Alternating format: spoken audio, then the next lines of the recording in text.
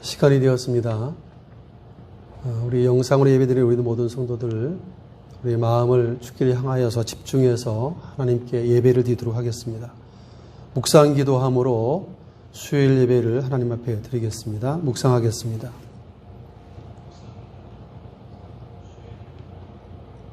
하나님은 영이시니 예배하는 자가 영과 진리로 예배할지니라.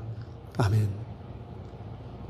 살아계신 하나님, 코로나19로 모두가 힘든 시기에 그래도 주의 백성들이 하나님 예배하기 위해서 모였습니다. 이 시간 하나님 앞에 우리의 마음을 향하며 기쁨으로 예배하오니 친히 임재해 주시고 우리의 드리는 예배를 흠양하여 주시옵소서. 이 밤도 주의 백성들에게 말씀하고자 하는 거룩한 음성을 들려주시고 주의 말씀을 받을 때 아멘으로 화답하며 믿음으로 잘 받아서 생활 속에 그 말씀을 기억하고 주께서 바라시는 삶을 살아내는 귀한 성도들로 서도록 함께하여 주시옵소서. 예수님의 이름으로 간절히 기도하옵나이다. 아멘. 찬송 290장을 함께 찬송하겠습니다.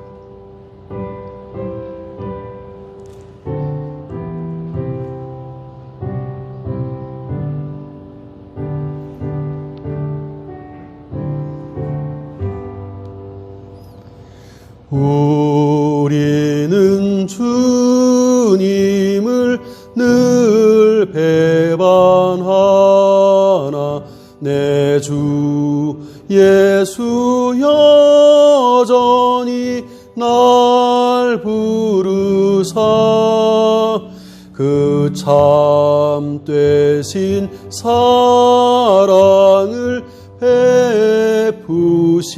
베푸시나니 내 형제여 주님을 곧 따르라.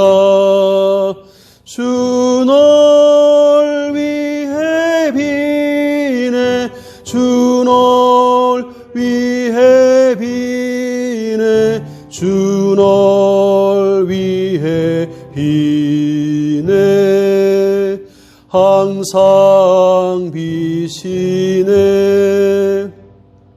주께서 풍성한 은혜를 내려 내 영혼이 나날이 복 받으니 주 예수를 너희도 구주로 섬겨 곧 따르면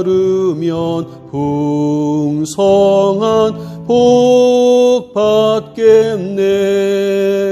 주 널 위해 비네 주 널 위해 비네 주 널 위해 비네 항상 비시네. 무거운 짐 지고 애타는 인생 주 예수께 돌아와 곧 쉬어라. 내 주 예수 너희를 돌보실 때에 참 복락과 안위가 넘치겠네. 주 널 위해 비네 주 널 위해 비네 주 널 위해 비네 항상 비시네. 아멘. 이 시간 예배를 위해서 김성은 집사님 기도 인도해 주시겠습니다.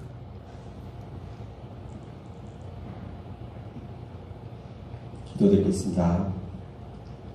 사랑과 은혜가 충만하신 만군의 여호와 하나님, 언제나 주님의 은혜 가운데 살게 하여 주심을 감사드립니다. 아멘. 오늘도 수요 예배의 발걸음을 인도하시고 또 영상 예배의 기도자로 서게 하여 주심을 감사드립니다. 아버지. 이 시간 주의 이름을 높이고 예배하는 우리의 마음과 생각이 온전히 주님께로 향하게 하시고 아멘. 믿음으로 주님을 바라보며 주를 즐거워하는 시간 되게 하여 주옵소서. 아멘. 지난 주일 예배 후 또다시 코로나 바이러스로 인하여 영상 예배로 아버지 예배 드립니다. 각 가정에서 드리는 이 예배가 성령님 역사하셔서 성령 충만, 말씀 충만하여 은혜로운 예배의 시간 되게 하여 주옵소서. 아멘. 아버지 머리 드시고 몸된 교회에서 예배드리니 얼마나 큰 은혜였는지 지금껏 감사함 없이 예배드렸던 저부터 회개하오니 주여. 아버지 용서하여 주시옵소서. 아멘. 예수님의 십자가 보혈의 피로 깨끗하게 씻어 주시옵소서. 아버지. 예배당에서 예배를 드리지 못하지만 우리의 삶이 찬양이 되고 예배가 되어서 세상 속에서도 하나님을 예배하는 시간이 계속 이어지게 인도하여 주옵소서. 아멘. 코로나 바이러스로 인하여 고통받는 세상을 하나님 아버지 용서하여 주시고 또 살펴주시고 자비와 긍휼로 회복시켜 주시옵소서. 아멘. 지난 수요 예배의 말씀을 아버지 기억합니다. 이사야 선지자를 통하여 히스기야에게 죽음을 말씀하셨을 때 히스기야가 낯을 벽을 향하고 진실과 전심으로 주 앞에 행하며 주께서 보시기에 선하게 행한 것을 기억하옵소서 라며 통곡하며 기도하였을 때 주여. 히스기야의 병이 낫고 히스기야의 날이 15년을 더하여 주신 아버지 말씀을 봅니다. 정말 저희의 기도가 진실과 전심으로 드리는 히스기야의 기도가 되게 하시고 아버지. 이 기도를 들으시고 저희의 눈물을 보시고 이 세상을 고쳐주시고 회복시켜 주시옵소서. 아멘. 오늘 또 말씀을 전하시는 이태우 담임 목사님 성령의 권능으로 붙들어 주시고 또 영육간의 강건함을 주옵시고 생명의 말씀을 전할 때 우리의 마음이 부드러운 마음으로 말씀을 받아 더욱 믿음이 자라나고 열매 맺는 삶이 되게 하여 주시옵소서. 아멘. 마치는 시간까지 함께 하시고 주님 영광 홀로 받아 주시옵소서. 감사드리오며 살아계신 예수 그리스도 이름으로 기도드렸사옵나이다. 아멘. 아멘. 하나님의 말씀을 함께 보도록 하겠습니다. 오늘 함께 살필 말씀은 구약성경 열왕기하 23장 24절 이하 27절까지의 말씀을 봉독하도록 하겠습니다. 열왕기하 23장 24절 이하 27절까지 말씀 찾으신 줄 알고 함께 봉독하겠습니다. 요시야가 또 유다 땅과 예루살렘에 보이는 신접한 자와 점쟁이와 드라빔과 우상과 모든 가증한 것을 다 제거하였으니 이는 대제사장 힐기야가 여호와의 성전에서 발견한 책에 기록된 율법의 말씀을 이루려 함이라. 요시야와 같이 마음을 다하며 뜻을 다하며 힘을 다하여 모세의 모든 율법을 따라 여호와께로 돌이킨 왕은 요시야 전에도 없었고 후에도 그와 같은 자가 없었더라. 그러나 여호와께서 유다를 향하여 내리신 그 크게 타오르는 진노를 돌이키지 아니하셨으니 이는 므낫세가 여호와를 경노하게 한 그 모든 경노 때문이라. 여호와께서 이르시되 내가 이스라엘을 물리친 것 같이 유다도 내 앞에서 물리치며 내가 택한 이 성 예루살렘과 내 이름을 거기에 두리라 한 이 성전을 버리리라 하셨더라. 아멘. 할렐루야. 영상예배 참여한 우리 성도들 서로 한번 축복합시다. 사랑하고 축복합니다. 오늘은 요시야 왕의 종교개혁에 대한 부분들을 잠시 다루려고 합니다. 지난주 수요일에 우리 히스기야를 좀 살펴보았고 오늘은 이제 요시야에 대해서 좀 살펴보려고 합니다. 이 요시야는 히스기야의 손자입니다. 히스기야 다음에 므낫세가 왕이 되어서 55년이라고 하는 긴 시간을 통치하죠. 그런데 유다 많은 왕들 가운데 가장 최악의 왕 그러면 므낫세입니다. 히스기야가 개혁을 단행하고 우상을 많이 제거하고 산당도 일부 제거하면서 참 멋지게 잘 했는데 막바지에 좀 교만함이 와서 유다의 어떤 멸망에 있어서 빌미를 제공하는 안타까운 장면도 우리가 살펴보았습니다. 그래도 나름 산당을 제거하고 우상을 제거하며 종교개혁을 단행했던 히스기야의 뒤를 이었던 므낫세가 좀 아버지를 닮아서 잘했으면 얼마나 좋았겠습니까? 그런데 놀랍게도 므낫세는 유다 모든 왕들 중에 가장 최악의 왕으로 기록되고 있습니다. 그런데 최악의 왕인데 가장 오랜 세월인 55년이라고 긴 기간 동안 유다를 통치합니다. 그리고 그의 그 죄악 때문에 하나님께서 그를 이제 이방 땅에 공격을 받게 만들고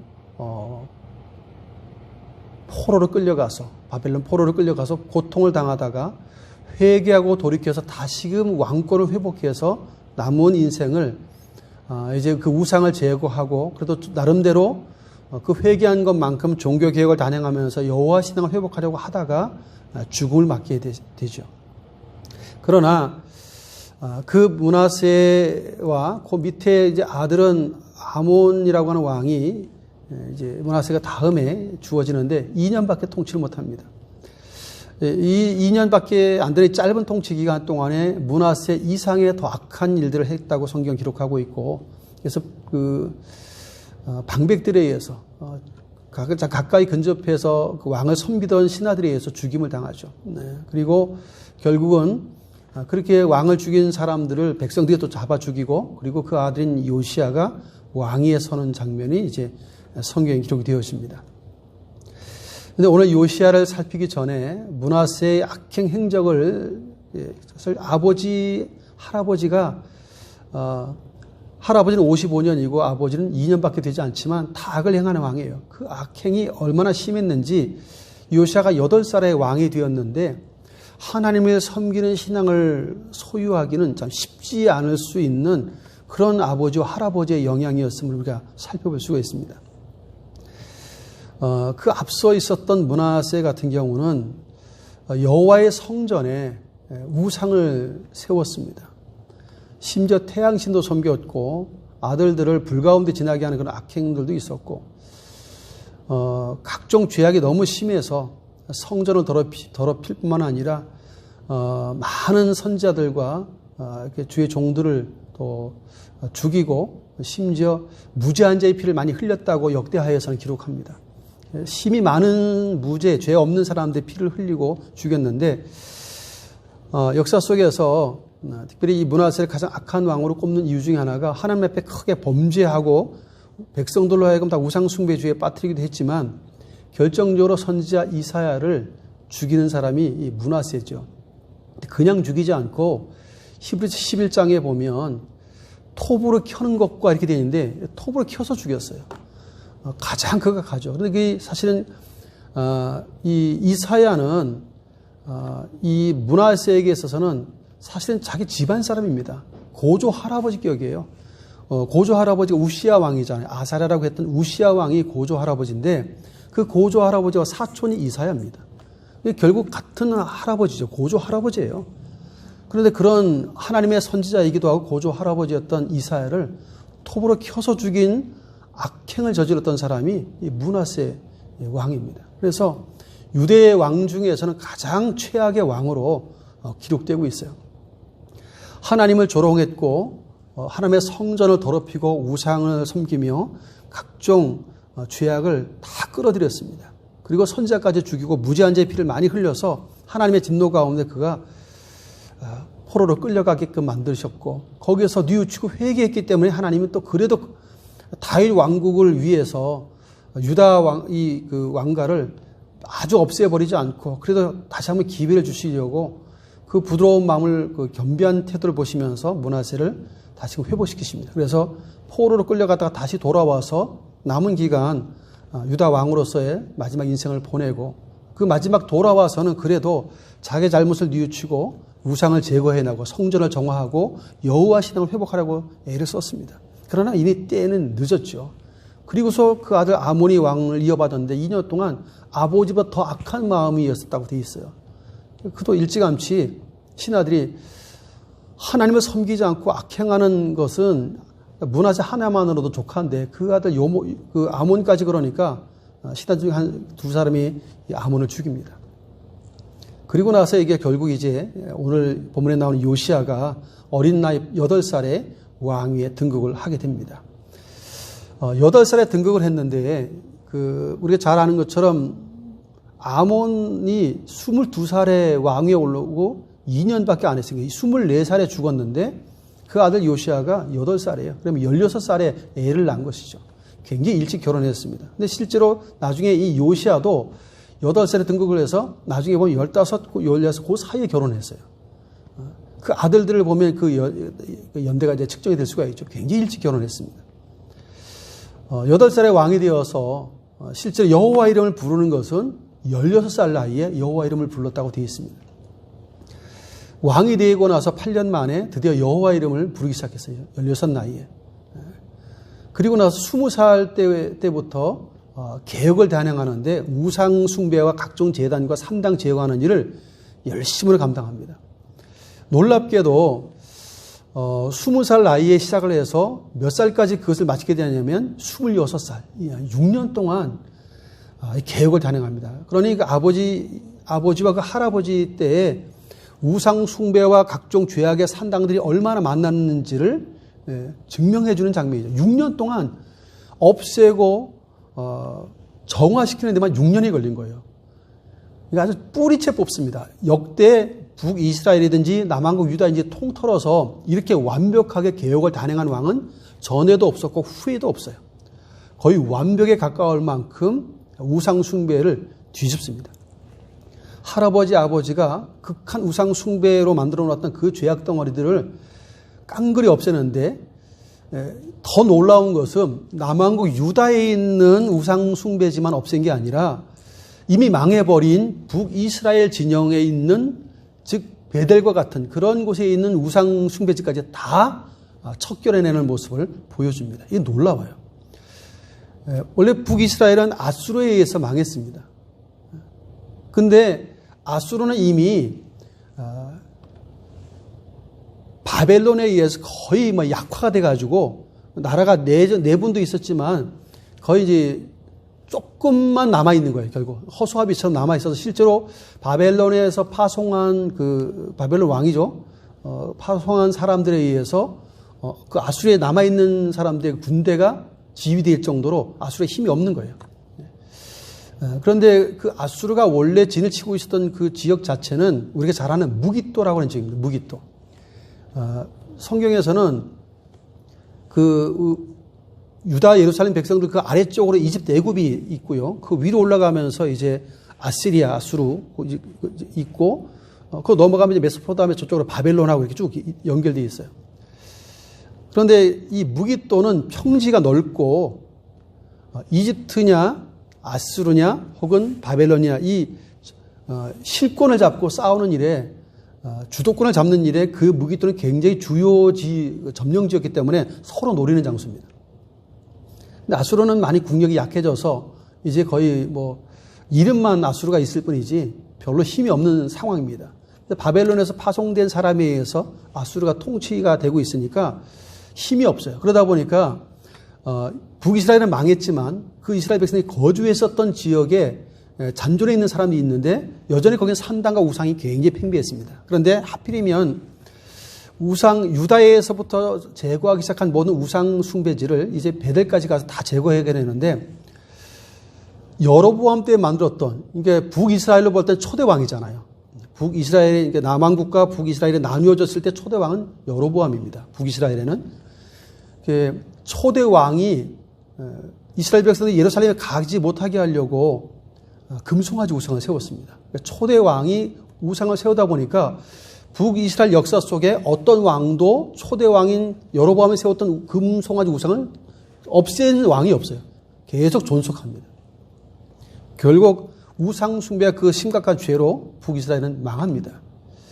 그런데 북이스라엘 당사자들도 해내지 못한 우상 숭배 모든 우상 숭배지와 우상들과 또 산당을 제거하는 일을 놀랍게도 남왕국의 왕이었던 유다의 왕이었던 요시아가 이것을 해내고 있다는 것에 놀라워요.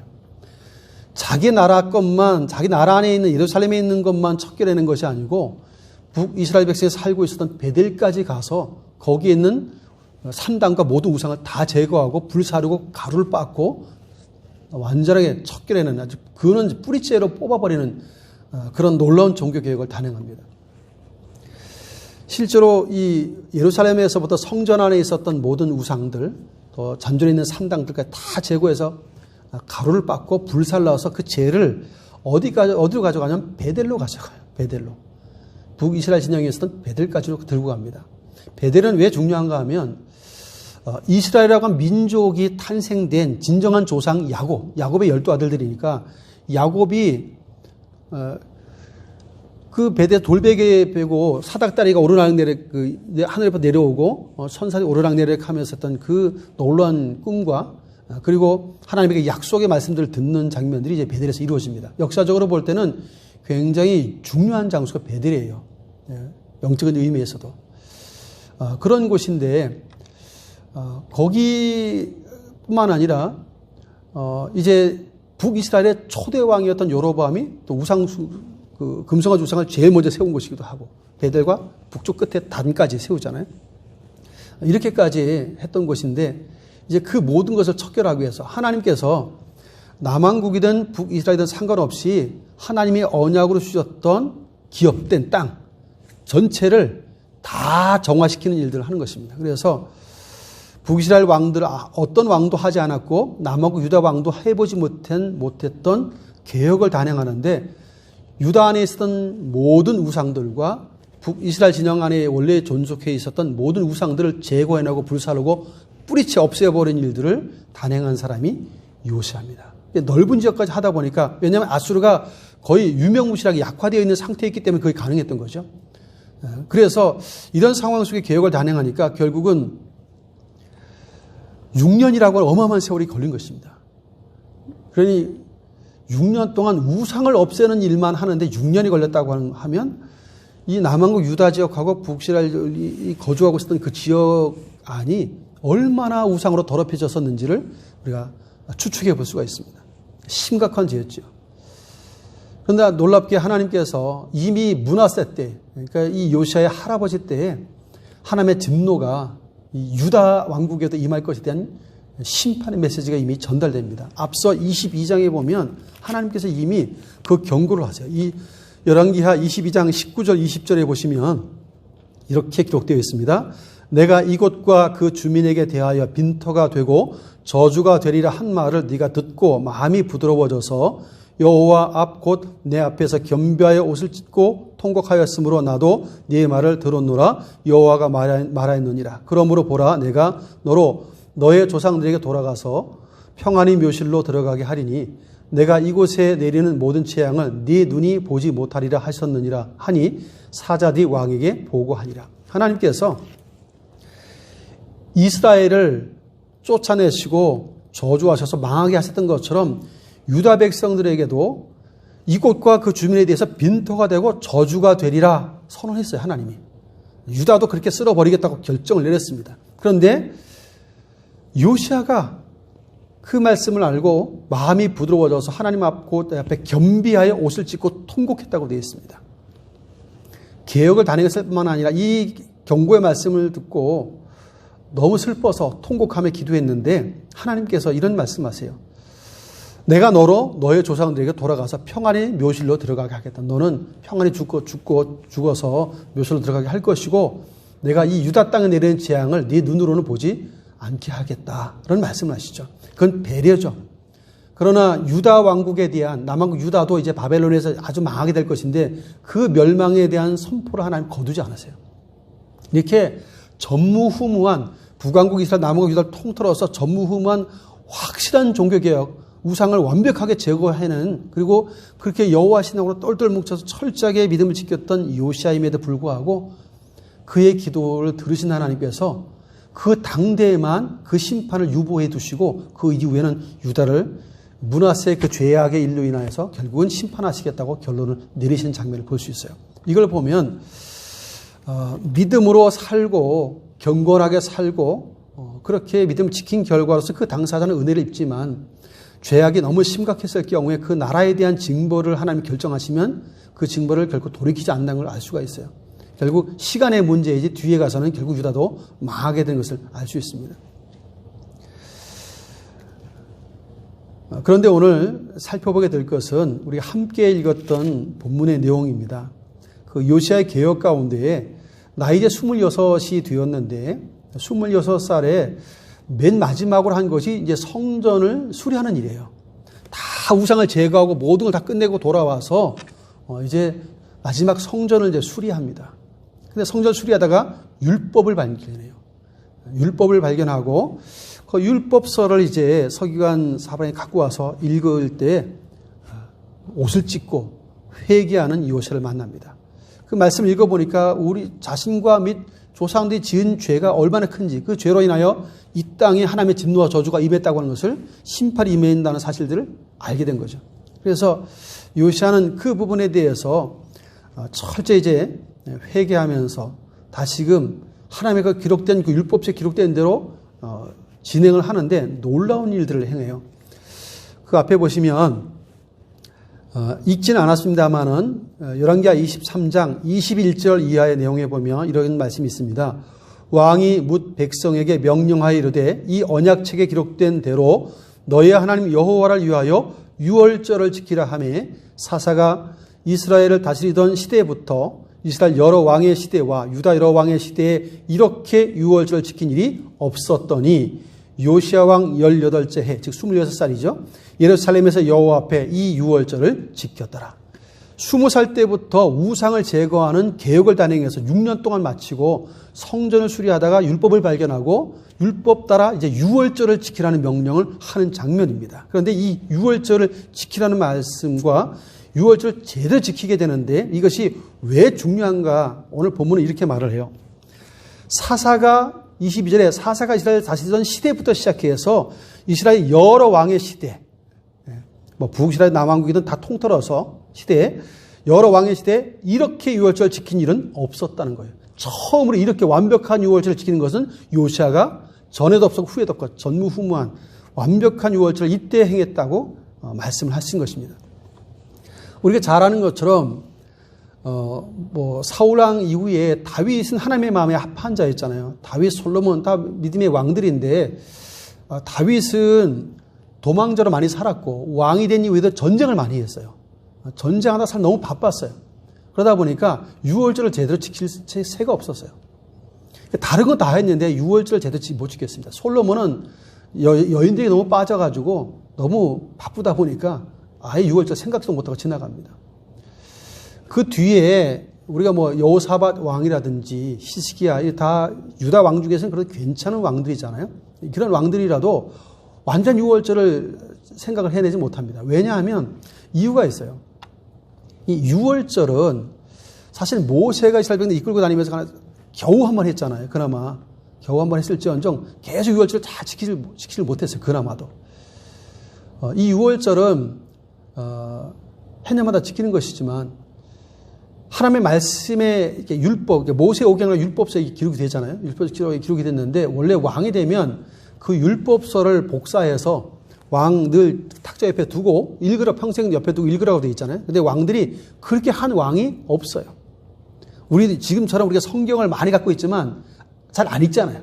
그런 것과 똑같아요. 등사에 놔도 안 읽는 거예요. 모세오경이 5권씩 있는데 그 중에 몇 번이나 읽겠어요. 평소에 읽지도 않고 주로 율법을 읽는 사람들은 제사장들이었어요. 그걸 그나마도 백성들이 읽게 들리는 것은 안식년. 매 안식년이니까 7년마다 읽어요. 7년마다 백성을 모아놓고 그 안식년에 백성들 모아놓고 율법서를 그때 겨우 읽어요.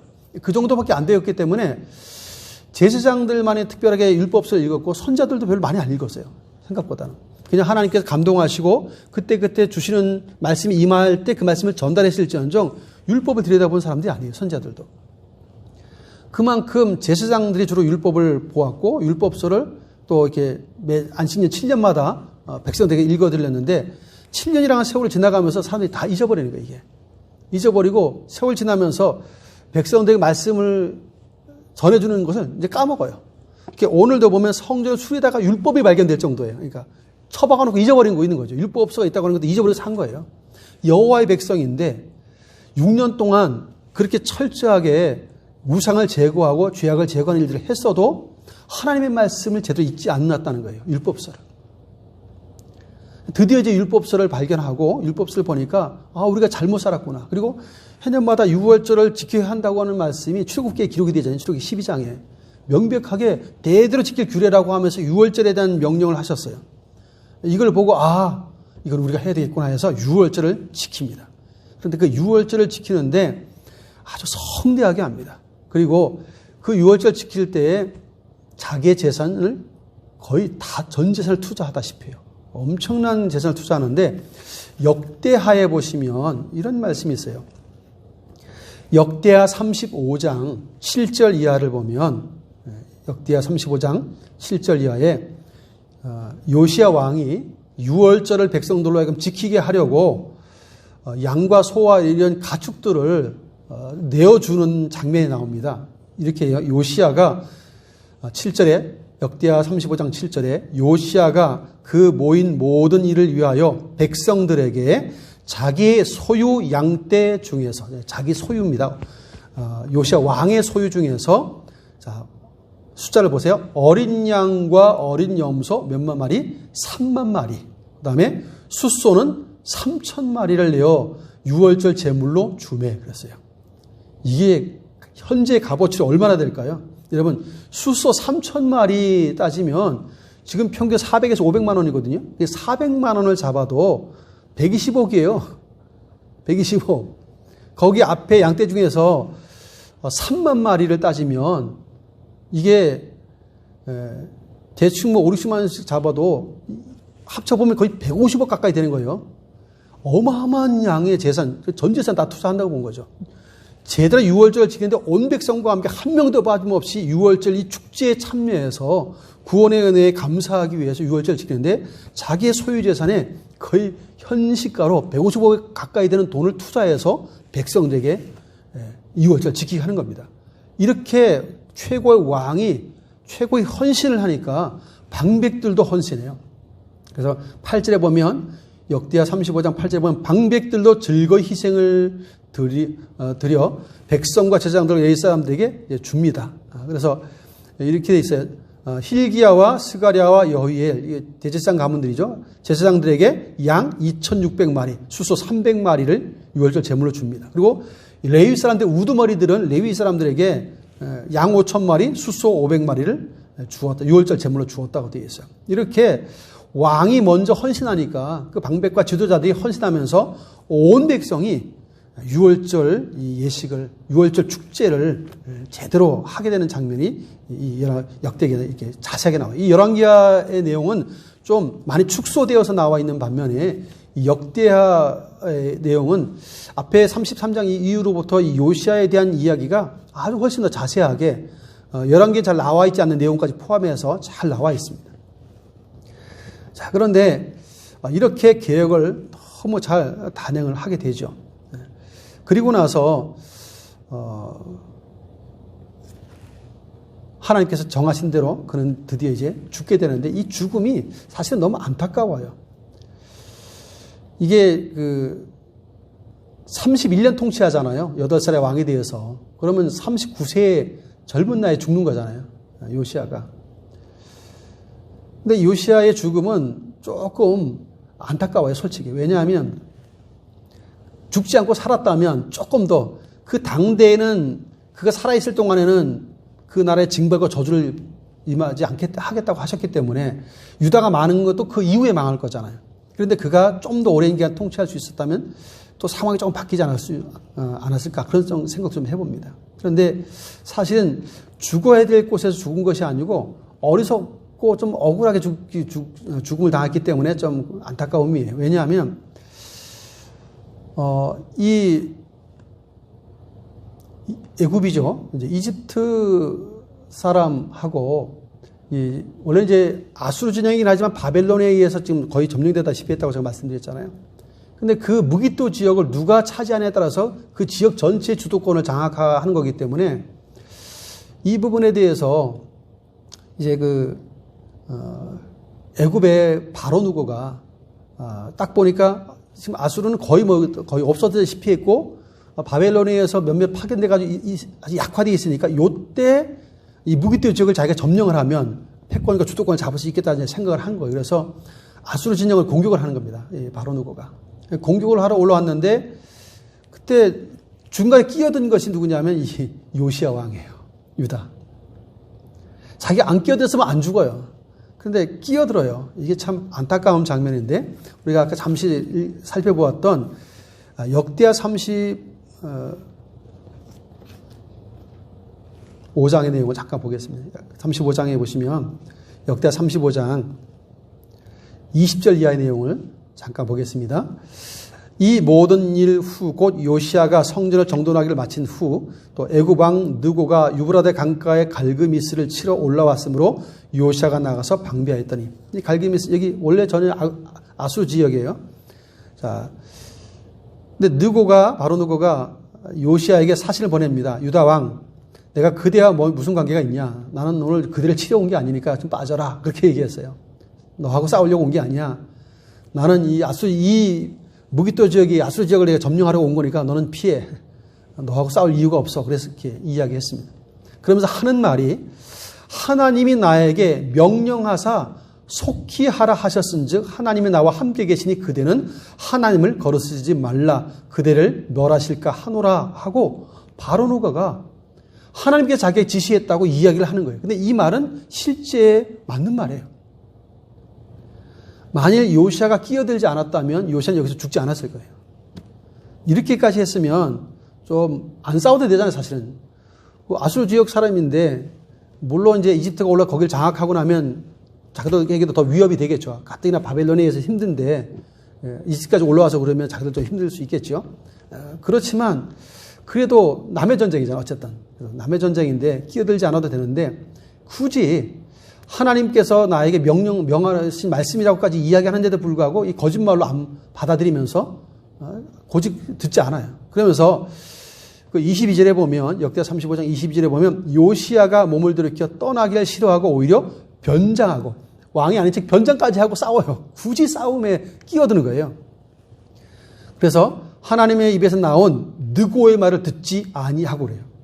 결국 이 바로 느고가 했던 말은 사실이었던 거죠. 하나님의 입에서 나온 말이에요. 그 말이. 그런데 지금까지 그렇게 계획을 잘 단행하고 하나님의 율법책에 기록된 대로 유월절을 전무후무한 유월절을 그렇게 멋지게 지켰던 왕. 그런데 이방 애굽의 바로 왕, 그 바로 느고의 입에서 나온 말인데 하나님께서 말씀하신 거라고 했는데도 불구하고 안 받아들인 거죠. 이방 왕에게 설마 하나님께서 말씀하셨겠는가 하고 잘 안 믿었던 거죠. 그러다 보니까 참 안타까운 잘못된 결정. 자기가 여기서 물러났으면 자기는 죽지 않고 더 오랫동안 유다를 다스리면서 선한 영향력을 끼칠 수 있었을 텐데 안타깝게 남의 전쟁에 끼어들다가 결국은 중상을 입습니다. 활 쏘는 자가 23절에 보면 활 쏘는 자가 요시야 왕을 쏜지라. 우연히 누가 쐈는데 활이 맞았어요. 왕이 그의 신하들에게 이르되 내가 중상을 입었으니 나를 도와 나가게 하라 해서 결국 이제 예루살렘으로 돌아옵니다. 병거를 타고. 와서 끙끙 앓다가 결국 죽어요. 참 안타깝죠? 그렇게 놀랍게 북이스라엘 왕도 남아국 유다 어떤 왕도 하지 못했던 완벽한 우상숭배 제거, 우상의 제거, 그리고 유월절 완전한 회복. 이전에 이런 왕이 없었어요. 이후에도 없어요. 하나님의 율법에 기록된 대로 제대로 유월절을 지킨 왕은 요시야가 딱 처음이자 마지막이죠.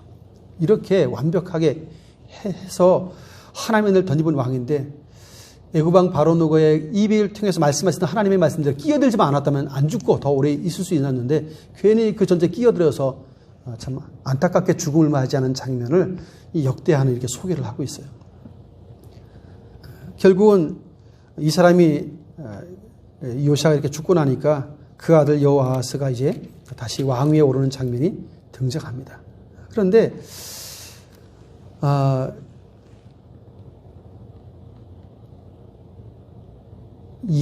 이방 세력이 참 힘이 있는 것이 애굽이든 바벨론이든 아직은 다 힘이 있잖아요, 나라들이. 그러다 보니까 요시아가 딱 죽고 나니까 이 애굽왕 바로누고한테 싸우다가 죽은 거잖아요.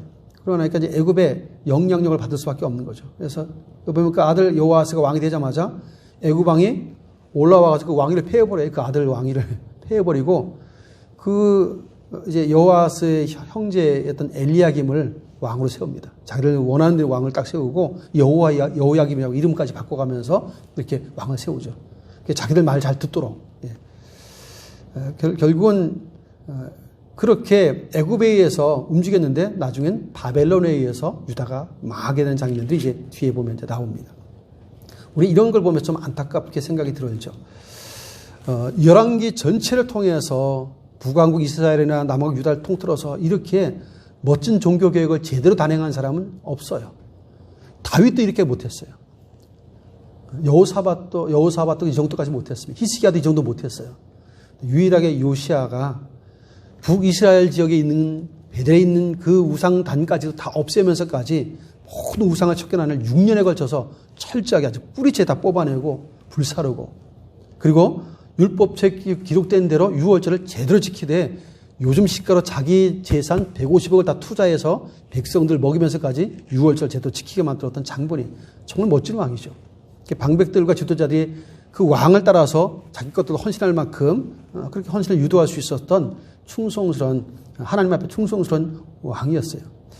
그런데 마지막 그렇게 개혁을 멋지게 단행하고서도 무기또에 올라온 이 바로누고 아수르 지역을 점령하고 올라왔던 그 바로누고를 괜히 중간에 끼어들어가지고 전쟁하다가 죽임을 당하는 좀 안타까운 상황을 본문은 소개한 것입니다. 사랑하는 성도 여러분, 이 말씀을 대하면서 우리는 몇 가지를 우리 마음에 좀 새겨봅니다.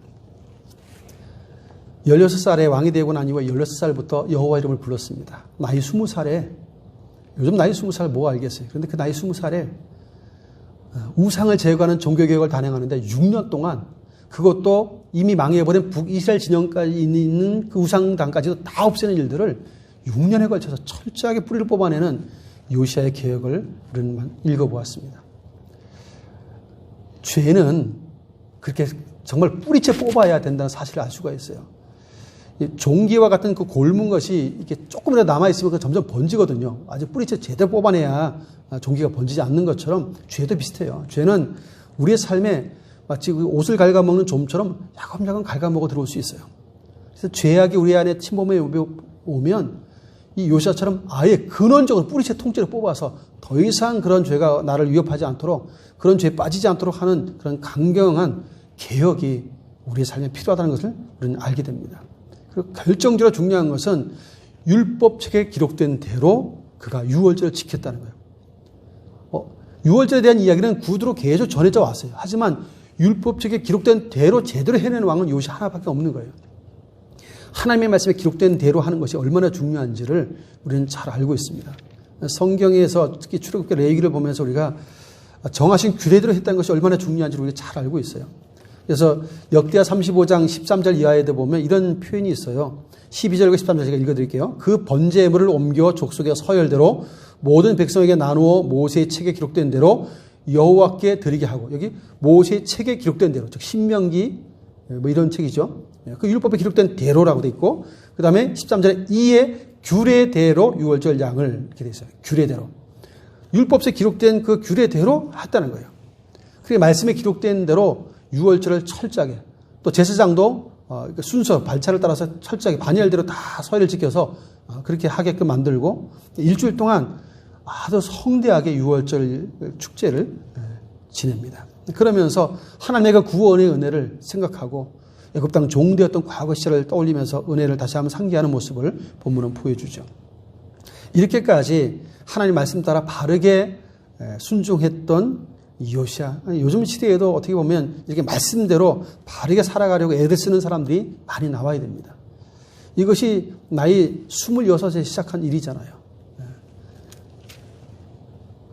그리고 나이 39세 때 이제 결국은 자기가 이 예고방 바로누구에 의해서 죽고 이렇게 해서 비참한 참 안타까운 죽음을 죽었지만 그래도 그 짧은 기간이지만 31년 통치 기간 동안 안에 그의 행적은 8살의 왕이 되어서 16세가 될 때까지는 별 특별하게 나타나지 않았지만 16세가 되던 그때부터는 하나님 신앙으로 굉장히 열심히 달려가는 그런 우리 요시야를 만납니다. 놀라운 일이죠. 사실은 그 아버지도 그 할아버지도 다 우상 숭배자였는데 그런 걸 생각해 보면 참 특별한 하나님의 은혜가 임했던 사람이면 틀림이 없어요. 오늘 우리의 여건과 환경이 안 좋아도 이렇게 하나님의 신앙으로 똘똘 뭉친 요시야 같은 인물들이 있다는 사실들을 좀 도전을 받습니다. 무엇보다도 계획을 철저히 단행하는 것은 정말 하다가 흐지부지 끝내지 않죠. 오늘 우리의 삶에도 죄악을 뽑아내는 일들은 이와 같이 해야 될 것이고 무엇보다 하나님을 섬기는 일은 우리의 생각대로가 아니라 하나님의 말씀대로 하나님을 섬겨야 한다는 것들을 꼭 기억하면서 기쁨으로 우리 안에 개혁되어야 할 것들을 말씀을 기준 삼아서 개혁해나고 또 말씀을 따라서 바르게 또 하나님이 명하신 일들을 감당하는 우리 충현의 모든 가족들이 될 수 있기를 예수님의 이름으로 축원을 드립니다. 기도하겠습니다. 살아계신 하나님, 북이스라엘의 그 어떤 왕도 남한국 유다의 그 어떤 왕도 해보지 못했었던 우상 숭배, 우상의 모든 잔재물들까지 제거하고 불태우고 불사르며 가루로 빻는 그 모든 일들을 통해서 철저하게 우상을 제거해내고 하나님의 성전을 정화하고 그렇게 철저한 종교개혁과 함께 여호와 신앙만을 가지고 하나님만 섬기도록 철저하게 지도가 가르쳤던 그런 요시야의 모습 속에서 하나님 진정한 개혁이 무엇인지를 살펴보았습니다.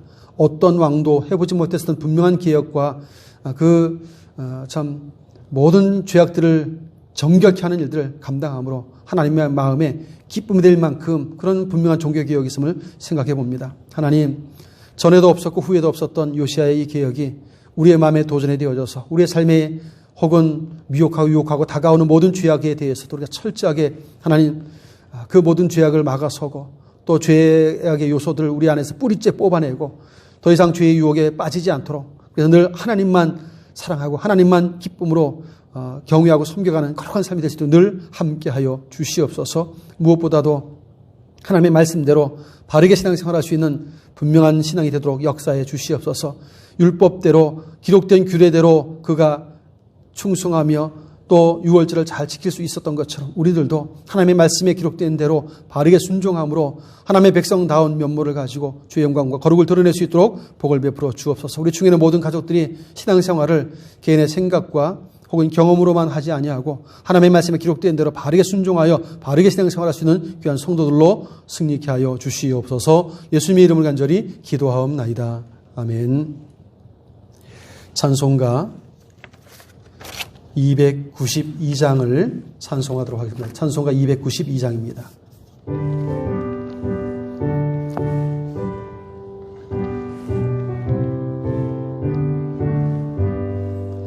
주 없이 살 수 없네 죄인의 구주여 그 귀한 보배 피로 날 구속하소서. 구주의 사랑으로 흘리신 보혈이 내 소망 나의 위로 내 영광 됩니다. 주 없이 살 수 없네 나 혼자 못 서리. 힘없고 부족하며 지혜도 없도다. 내 주는 나의 생명 또 나의 힘이라. 주님을 의지하여 지혜를 얻으리. 주 없이 살 수 없네 내 주는 아신다. 내 영의 깊은 간구 마음의 소원을 주밖에 나의 마음 네 알아주리요. 내 마음 위로하사 평온케 하시네. 주 없이 살 수 없네. 세월이 흐르고 이 깊은 고독 속에 내 생명 끝나도 사나운 풍랑일 때 날 지켜주시니 내 곁에 계신 주님 늘 힘이 됩니다. 아멘. 예, 교회 소식은 홈페이지에 있는 우리 주보를 참조해 주시길 바라고요. 우리 주일 예배와 수요 예배는 또 우리 주일학교 예배까지 포함해서 당분간은 영상 예배로 이렇게 전환을 했습니다. 코로나19가 빨리 좀 잠잠해지고 종식될 수 있도록 기도해 주시고 속히 현장 예배가 회복될 수 있도록 기도로 섬겨주시길 바랍니다. 새벽은 지난번과 동일하게 공식적으로 예배를 드리진 않지만 우리 중직자 중심으로 그래도 오셔서 좀 기도에 동참하시면 좋지 않겠나 싶습니다. 그래서 그 어려움 때일수록 우리 직분자들은 그래도 기도하는데 애를 써주시길 바라고요. 새벽에 소수이긴 하지만 그래도 모여서 기도하는 것이 훨씬 더 이 상황들을 또 극복하고 이겨나가는 일에 크게 도움과 유익이 될 줄 믿습니다. 그렇게 협력해 주시길 바라고요. 또 개별적으로도 개인 방역에 힘써 주시고 코로나19가 지금 확진자가 자꾸 늘어나고 있기 때문에 우리 성도들 좀 조심하셔서 이 바이러스의 위협으로부터 좀 안전하게 잘 지내실 수 있기를 좀 부탁을 드립니다. 우리 주님이 가르쳐 주신 주기도문을 가지고 예배를 마치도록 하겠습니다. 하늘에 계신 우리 아버지여, 이름이 거룩히 여김을 받으시오며 나라의 마오시며 뜻이 하늘에서 이룬 것 같이 땅에서도 이루어지이다. 오늘날 우리에게 일용할 양식을 주옵시고 우리가 우리에게 죄 지은 자를 사하여 준 것 같이 우리를 사하여 주옵시고 우리를 시험 들게 하지 마옵시고 다만 악에서 구하옵소서. 되게 나라와 권세와 영광이 아버지께 영원히 있사옵나이다. 아멘. 아버지, 감사합니다.